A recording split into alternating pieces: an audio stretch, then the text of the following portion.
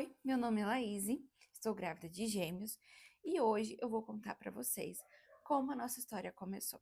Primeiro de tudo, é uma gravidez gemelar de placentas separadas, então estamos esperando um menino e uma menina, uma gravidez de risco. E essa história começa lá em dezembro de 2023, quase 2 anos. Tem um chão aí que a gente vem se preparando, digamos assim. Eu sou psicóloga de formação, trabalhei com psicologia até maio desse ano, né, de 2025. Por ser uma gravidez de risco, então eu tive que deixar todos os meus afazeres. O meu marido, ele também tem a formação dele, né, farmacêutico e tudo. E em dezembro de 2023, a gente decidiu que a gente não usaria mais nenhum método contraceptivo, que a gente não se sentia preparado. Eu até falei assim, gente, mas já, né? Porque eu tava com 26 anos ainda, né?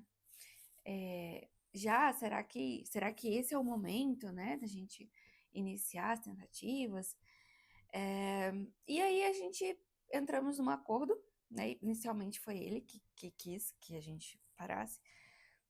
E a gente já estava casado basicamente há 4 anos, 3 anos.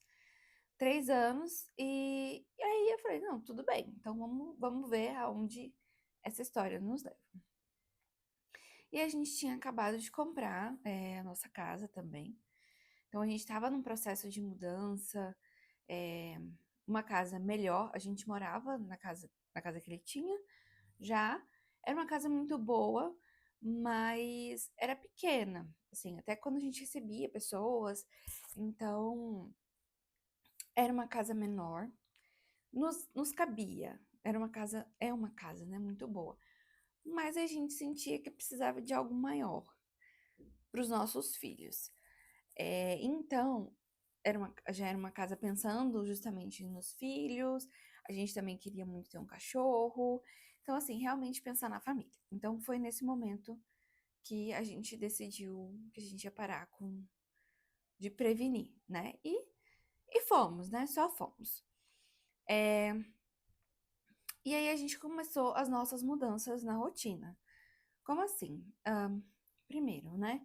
Começamos a pesquisar um pouco mais de como é que funcionava essa questão da concepção, né? O preparo, aí pensar em mudança de alimentação, mudanças de hábitos de vida. E a gente começou a pensar sobre isso lá em dezembro de 2023. Aí, com o tempo, a gente, assim, como a casa era maior, o espaço da casa também era maior, a gente começou a se sentir quase que meio perdido dentro da casa. E aí começamos a ter vontade de já ter um pet, né? Então, e eu queria muito ter um cachorro grande. Desde que eu era criança, não vou falar que desde que eu sou pequena, né? Porque eu tenho 1,56, sou pequena até hoje. Então, desde que eu era criança, eu sempre tive vontade de ter um cachorro grande. Eu queria ter um São Bernardo, pra vocês terem noção, né? Que é aquele cachorrão imenso, imenso, peludão. Que lá era o sonho da minha vida ter um cachorro daqui. Então a gente pensou, vamos adotar, né? E vamos deixar que esse cachorrinho chegue até a gente. Queria um cachorro grande que chegasse até a gente. No dia 20 de janeiro, 19 de janeiro, a gente ficou sabendo de uma ninhada, né, de filhotes que tinham nascido. Já era de uma família conhecida, né? Tanto a família da cadela quanto do macho. Então, de porte grande, né? Os dois. Vira-lata, mas cachorros grandes. E que tinham nascido 12 filhotes. 12. Então, assim, a família, né, dona da cadela, ficou bastante preocupado com como ela lidaria, porque era a segunda cria dela. E a primeira nasceu um cachorro só, que também tá na nossa família. Mas que foi doado, né? E aí na segunda que ela teve, do mesmo macho, né? Vieram 12 cachorros. Então, um desespero, né? Como a gente conhecia a família, sabia da procedência da cadela, do macho também. Então era um cachorro que nos interessava. Falou, não, vamos ficar com uma fêmea, beleza. E aí, assim, a mãe foi ficando muito debilitada, né? A fêmea foi ficando muito debilitada. E a gente teve que pegar a cadelinha antes do prazo, né? Porque normalmente é bom pegar depois dos 40 dias, 40, 60 dias. E a gente pegou a nossa queridíssima Aurora. Ela não tava nem com 30 dias ainda, ela tava com 20 dias. Por quê? Alguns filhotes faleceram, porque a cadela não estava conseguindo cuidar de todos os cachorros. Então, alguns ela acabou não conseguindo amamentar, ou então que não conseguia chegar até ela, e tinham outros que eram mais fortes. E aí acabou que a gente ficou com uma das cadelas que estavam muito debilitadas, né? E aí eu vou deixar algumas fotinhas para vocês verem da nossa pequenininha. Então, a gente pegou ela ali antes de completar 30 dias. E por que que eu tô contando essa história? Porque a Aurora, ela chegou muito pequena, e com todas, assim, precisando de tudo, né? Tanto do cuidado, quanto da parte de amamentação. Então, a gente foi buscar veterinário para saber o que que a gente podia fazer, porque, assim, a gente queria salvar a vida, né? A vidinha dela. Ah, mas tinha outros cachorros. Até tinha, só porque foi ela que veio pra gente, né? Então, eu, a gente vai fazer essa cachorra, a gente vai manter ela viva. Então, a gente levou o veterinário. Aí começamos com todo o tratamento dela, né? Tanto da parte de alimentação, quanto o vermifugar, as vacinas, tudo, tudo, tudo. E aí, como ela veio de uma ninhada muito grande, ela sozinha com a gente, ela chorava muito à noite. E a gente tinha que preparar uma madeira, né, para ela. Então a gente comprou uma madeira, compramos a ração especial, né, a fórmula, né, para dar para ela na madeira. Então tudo, gente. Então a gente tinha cronometrado de a cada 3 horas dar uma madeira para ela. Então de madrugada a gente levantava. E ela chorava muito também durante a noite. Então a gente levantava, dava uma madeira. Teve um dia que ela foi beber água, muito bebezinha ainda, ela sufocou com a água. Então, a gente teve que ali fazer, tipo, uma pequena massagem cardíaca, respiração, pouco a pouco. Menino, foi... O primeiro mês dela com a gente foi, assim, um teste mesmo. E a gente teve que cuidar muito dela para que ela sobrevivesse. Ela foi no veterinário várias vezes, porque aí ela teve uma alergia na pele também. Vamos de novo para o veterinário saber o que estava acontecendo. E a gente, na verdade, nunca chegou a descobrir o que que é essa alergia dela, mas a gente entende que é um pouco emocional, assim, quando ela fica mal, ela empola todinha, se coça o tempo inteiro. Então, ela foi, assim, a gente brinca, assim, depois que tudo isso passou, que ela ficou bem, a gente brinca, será que a gente realmente está preparado para ser pais? Porque durante um mês, um cachorro, né, que a gente ia trabalhar, voltava, é, deu todo esse trabalho.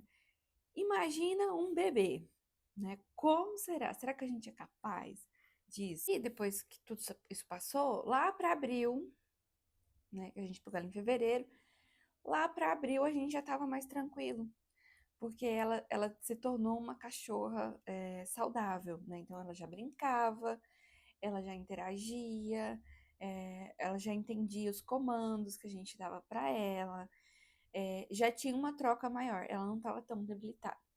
E aí a gente viu, não, agora tudo bem. Aí a gente volta a nossa mente para a gestação, para querer engravidar, né? Então, cuidamos, passamos, né, no teste ali inicialmente e voltamos para as tentativas.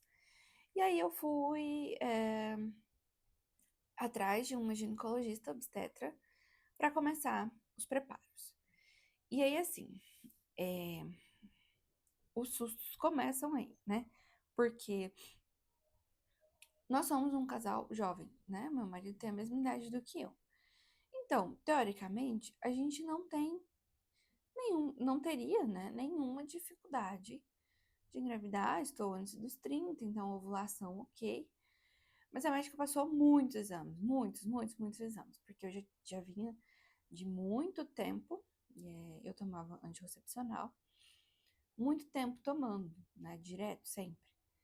E aí, eu falei, vamos ver como é que tá, né, a questão das vitaminas, as vacinas, tudo. Então, assim, foram muitas coisas, muitos exames mesmo que eu fiz para saber como é que tava. Inicialmente, foi só eu que fiz esses exames para saber, né, como é que tava a minha saúde.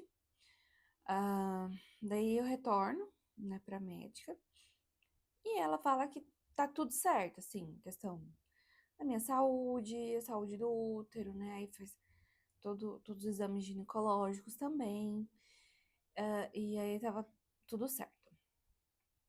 E aí ela vai me explicar, né, todo o processo, né, a importância de uma vida ativa. Então, ali a gente já estava praticando mais esportes, não só por isso, né? Porque eu sou formada em psicologia, entendo a necessidade de atividade física para o processo psicológico, mas também sofro com ansiedade, né? Então, o esporte na atividade física me ajuda muito. Então, já estava nessa prática. Iniciei também o acompanhamento nutricional, porque a médica também disse que seria muito importante, né, de fazer esse acompanhamento. Essa questão da saúde, né, colesterol, não tinha nenhum problema, nada nos exames, mas ter esse acompanhamento também. E que durante um ano é normal que a gente fique nessa espera. Por um ano, o positivo poderia demorar para vir, né? Assim, a gente teria um ano. Então, parei de tomar em dezembro. Então, até dezembro, não engravidar seria ok. E assim, quando a gente recebeu essa notícia, a gente pensou, não, beleza, tudo certo. Faz parte, né? Faz parte, vamos nos preparar. Mas ela falou, em 6 meses, assim, a cada mês, as chances aumentam, porque o corpo vai se preparando, né? Se limpando. Gente, não era assim que a médica falava, tá? Mas só para vocês saberem, eu não entendo muito esses termos técnicos. Mas a médica falava, né? Pro corpo ir se preparando, pra, pra tudo ir se limpando e você estar pronta para conceber. Então, comer bem, vida fitness, né? Atividade física, trabalho, né? Não ser tão intensa no trabalho. E aí essa parte petecou um pouco, porque eu tava trabalhando muito. O dia todo, né? Eu começava das 7 da manhã e até as 8, 9 horas da noite, tanto no serviço público quanto na clínica. Então, eu estava trabalhando muito. E meu esposo também, né? Trabalhando muito. E aí, nesse momento, a gente também decide não contar para ninguém, absolutamente ninguém, que a gente estava nessa tentativa. Por quê? Porque a gente também já estava muito ansioso, né, de pensar sobre isso e ainda ter expectativa das outras pessoas sobre a gestação, sobre a gravidez. Então, a gente decidiu que não contaria para ninguém. Seguimos pensando assim, né, inicialmente, que a gente não contaria para ninguém e que, ok, até dezembro a gente viveria uma vida tranquila. Só que gente, a ansiedade, eu falo, né? Eu trabalho com isso, trabalhava com isso, vivo isso, sei na teoria, sei na prática, tudo como acontece, né? Mas o nosso processo psicológico nessa fase não tem como não sentir ansiedade. Então, a cada ciclo, uma ansiedade. Será que é agora? Será que vai dar certo? É... E aí, e a gente sempre conversando sobre isso, sempre, sempre, sempre, sempre, sempre, sempre. Nossa, será que a gente vai conseguir? Será que é esse mês? Será que? Será? Então, a gente ficava com uma ansiedade muito grande de esse mês agora vai dar certo. Esse mês. Depois que passou 6 meses, ali em julho, nossa, aí, pra mim, assim, no meu nível, pro meu marido nem tanto, mas eu estava numa ansiedade muito grande. E o que que eu decidi fazer? Trabalhar mais. Então, eu já estava no serviço público, já estava na clínica, aí eu decidi dar aula. É, então, eu- sem comentários, né? Mais um estresse pra mim. E isso fazendo academia, a rotina assim, lotada mesmo. De segunda a segunda, eu não tinha horário pra nada. Tudo era cronometrado. De tal a tal hora fazendo isso, de tal a tal hora fazendo aquilo. Inclusive, as nossas tentativas também cronometrado. Porque aí eu comecei a cronometrar em aplicativo. E aí eu comecei a ficar assim num nível, uma pilha de estresse muito grande por conta desse excesso de controle. Porque eu queria que acontecesse. Só que aí eu peguei a outra via, né? Ao invés de relaxar, ao invés de ficar tranquila, eu fui para outro lado, né? Eu fui ficando muito estressada.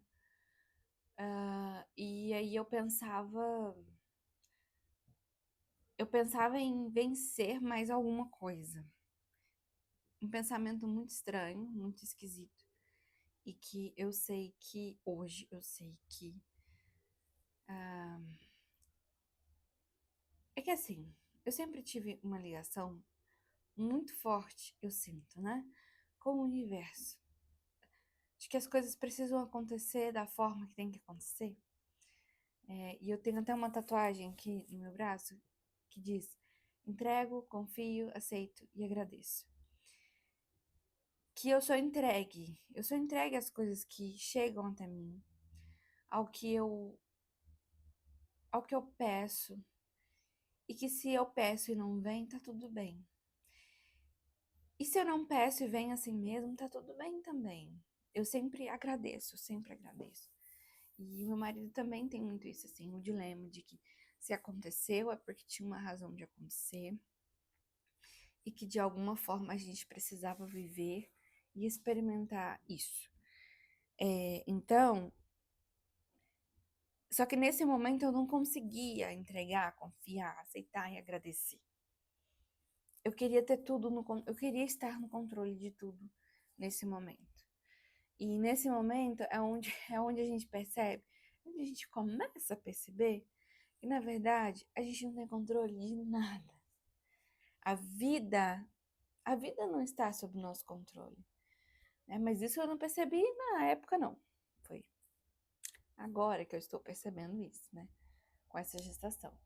Na época, eu queria ter isso. Eu queria estar no controle de tudo isso.